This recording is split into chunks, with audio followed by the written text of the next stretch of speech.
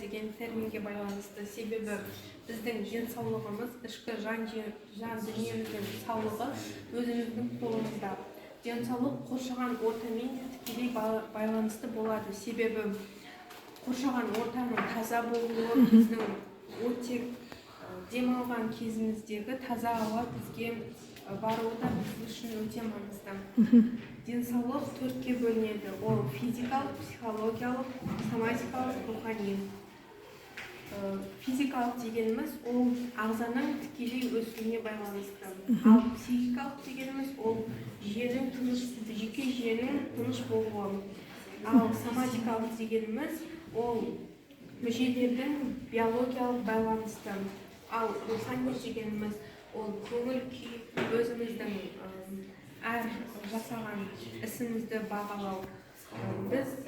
Мен ойымша бұл төртеуі де біздің өмірімізге аса маңызды және қажет. Себебі біз физика жағынан дамымасақ, біздің денсаулығымызға бұл үлкен қателік тудырады. Ал психикалық ол біздің жеке жүйеміздің тыныш болуы, соматикалық ол мүшелердің бір-біріне байланысуы болса, рухани ол көңіл күй.